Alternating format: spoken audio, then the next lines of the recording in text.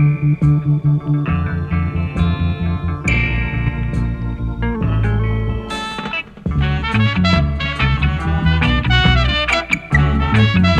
the first band you were with? First band I was with was my band, the Alley Cats. That's how I got the name Cat. The Alley Cats. Yeah. What age was that? About 12. And you were playing out places though, right? Yeah, man. That's what I'm trying to figure out now. Like, how did you get with 12? How did you set up the band, and how were you playing places and getting paid? Well, they were older guys to me who, I mean, I could do stuff on the guitar that them old guys couldn't do, and, you know, everybody sort of gathered with me. You know, I had a bass player called David Carr. He was about 16 at the time. I had a drummer, Carl Barovia. He was probably 17. You know, and we were a neighborhood band. And we weren't bad. What events were you playing at? We used to play house parties. Occasionally we'd get a gig, you know, at some bigger thing or whatever. We used to play at a place called Club India. Regularly we used to play there. We weren't bad, you know. Doing covers as a party band? Like yeah, we're doing covers. We're doing covers. Yeah. Rock, and then, reggae, yeah, anything, yeah. And then I started to go to a nightclub called The Tunnel. There was a band called Inner Circle. And I used to go there and hear them. And for me personally, this was what I wanted to do, you know, because their dad had invested in some serious equipment. All right, these are the brothers now. Yeah, Roger and Ian. Their father. Yeah. So their band was a very professional type outfit.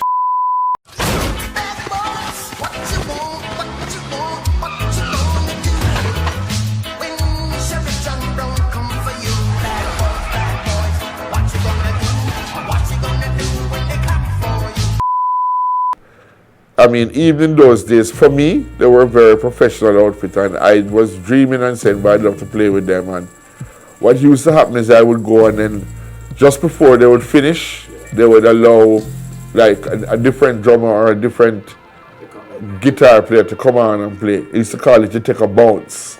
Take a bounce? Yeah, you know? Yeah. You get a bounce off of the rhythm. All right, so you go in there and do your thing. Yes, I used to take a bounce, and I knew every song. And one day they called me and they said, hey, listen, my friend, our guitarist just took off and went to New York. We have no guitarist, so how do you feel? And Roger was the one who really pressed and said, man, give the youth a chance, man, because then, you know, you can play anything. And I got into Inner Circle, and that was it, bro. 4 years I did with them. All right. Did Iwo Cooper come in the same time as you? Iwo Cooper was already in the band. He was already in the band. He was a band leader. Was Bunny Ruggs there too? Bunny Ruggs was there too. Bunny Ruggs, yeah, no. I was playing with Inner Circle when Bunny Ruggs came to audition. All right, now.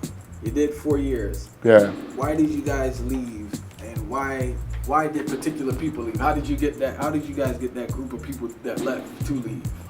Well, it was not much of getting anybody to leave really. What it was is that, for me personally, I think that I started to kind of get more into rock, and I started to smoke weed, you know. And I started hearing the music from a different dimension.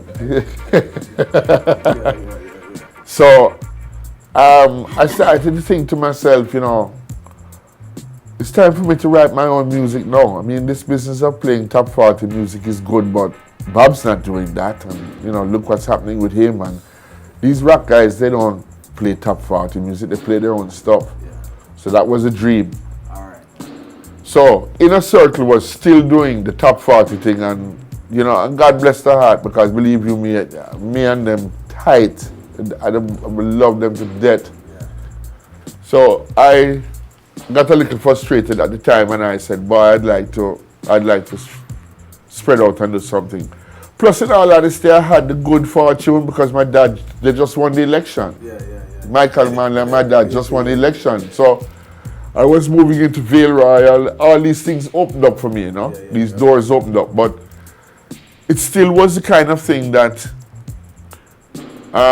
when I wanted to start the band, my dad said, look, go see this guy, right, Paul Chen Young at Workers Bank, and explain the concept that you have and see if he'll give you a loan for a couple $1,000s to go buy some equipment. Yeah.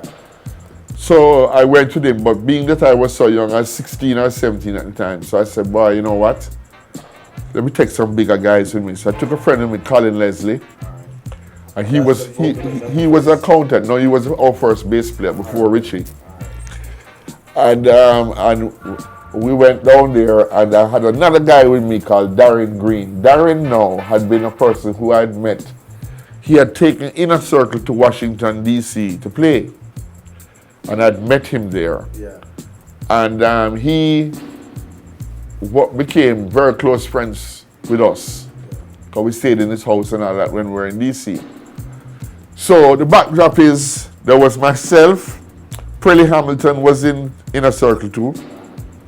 Carl Borovia was in Inner Circle too. Bonnie Ruggs had left. Bonnie Ruggs had left to go to New York. Why did he need to go to New York? He was trying to be an R&B singer? No, his family, he wasn't a full-time singer then. His wife and thing had got his mother sent for him. Yeah. His mother got him papers. In those days, you don't joke with that. You fly out. Yeah, so it turned out that there were other people in Inner Circle who had the same dream I had. Yeah. And so once I told, so myself and Colin had made up our mind that we were going to form this band. We didn't quite know how, but we were inspired. You know what I mean? So inspiration is funny, you know. Inspiration will make you go out on a limb even though you don't know where you're going, but yeah, so eventually what happened was that Prelly now shared, I didn't realize, but Prelly shared the same vibration. And Prelly said, boy, I want to come with you, Cat. I'm going to come with you and thing. And then after a time, Ibu left also. So Inner Circle kind of were left without like 3 or 4 of their main members. But to be honest with you, I always credit it and say, boy, this is what changed Inner Circle and made them have their own thing. Yeah. Because they got Jacob Miller. Yeah. Jesus. Yeah. You know what I mean? Yeah, and they got a good keyboard player. They always had good keyboardists. You know, Farkey, they had Charlie Roberts, you know, and well, they didn't really.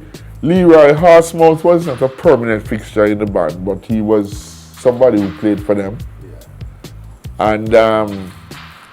And they got a guy called Calvin McKenzie to play drums. He was a brilliant drummer, but unfortunately he lost his leg in a car accident. But that morph, that Third World became Third World, helped Inner Circle for them to change their concept and to be just, you know, a totally driven band that was writing music. Then they got Toto, and they just took off from there too. So the both of us kind of just same time. Yeah, you know. All right, and there was never any animosity. There was animosity at first from their side, but I never really had any animosity.